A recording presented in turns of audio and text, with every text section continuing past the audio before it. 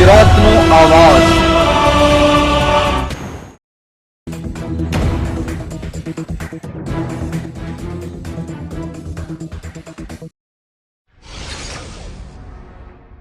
સરદાર પ્રતિમાને જોડતો ધોરીમાર્ગ બિસ્માર, વાહન ચાલકો ત્રાહીમામ, માર્ગનું સમારકામ હાથ ધરવા લોક માંગ ઉઠી।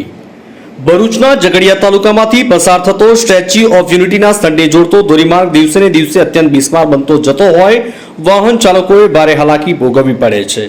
માર્ગનું 4 માર્ગીય નિર્માણ થતા ભરૂચ અને નર્મદા જિલ્લાના પટ્ટી પરના વિસ્તારના ગામોની જનતા અને વાહન ચાલકો માટે મહત્વની સુવિધા ઉપલબ્ધ બની છે, પરંતુ માર્ગ વારંવાર તેના પર પડતા મોટા મોટા ગાબડાઓથી વિકૃત બનવાની સમસ્યા સર્જાતી હોય લોકોને આ મહત્વની સુવિધાનો યોગ્ય લાભ નથી મળતો। હાલ ચોમાસું શરૂ થયું છે ત્યારે ચોમાસાની શરૂઆતે તાલુકાના મહત્વના વેપારી મથક ગણાતા રાજપારડી નગરના 4 રસ્તા નજીક એક તરફનો માર્ગ બિસ્મારતાની હદ વટાવી જતા ના છૂટકે વાહન ચાલકો રોંગ સાઈડે જવા મજબૂર બન્યા છે।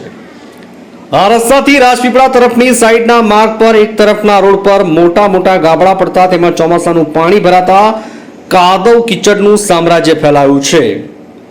વાહનો તો ઠીક, પરંતુ લોકોને પગપાળા ચાલતા જવામાં પણ તકલીફ પડે એટલી હદે માર્ગ વિકટ બનતા લોકો મુશ્કેલીમાં મુકાયા છે।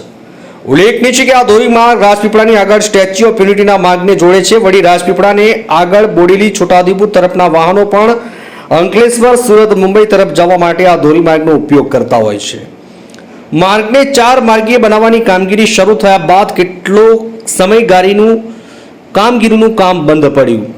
તે સમયગાળા દરમિયાન જ્યાં જ્યાં માર્ગની કામગીરી પૂરી થઈ હતી તેવા સ્થળોએ માર્ગ ગાબડા પડીને બિસ્માર બનતા આ ગાબડાઓ લોકો માટે તકલીફ રૂપ બન્યા હતા। ત્યારે તંત્ર દ્વારા કેટલી વાર ગાબડાઓ પૂરવાની કામગીરી થઈ, પરંતુ ત્યારબાદ થોડા સમયમાં માર્ગ પાછો અસલ સ્થિતિમાં આવી જતા વાહન ચાલકો યાતના યથાવત જોવા મળી। લોક ચર્ચા મુજબ માર્ગ દુરસ્ત કરવાની કામગીરીમાં નામ માત્ર ડામરનો ઉપયોગ લઈને માથા ઉતરનું દાણ જેવી કામગીરી કરાતા માર્ગ પરના ગાબડાઓ પાછા અસલ સ્થિતિમાં આવી જાય છે। હાલ ચોમાસાની શરૂઆતે રાજપારડી નગરના 4 રસ્તા નજીક એક તરફનો માર્ગ પર ગાબડામાં પાણી ભરાતા કાદવ કીચડથી ઉભરાતા આ માર્ગથી વાહન ચાલકો હાલાકીનો સામનો કરી રહ્યા છે। ત્યારે આને લઈને અકસ્માતો થવાની સંભાવનાઓ પણ વધી રહી છે અને ધોરીમાર્ગ અકસ્માત ઝોન બની રહ્યા છે। ત્યારે આ માર્ગ પરના ખાડાઓ વધુ અકસ્માત જાણે આવકારવા બેઠા હોય એવી સ્થિતિ હાલ તો જોવા મળી।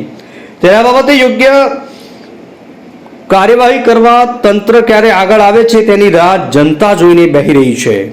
ભરૂચથી લુકમાન દિવાનનો રિપોર્ટ।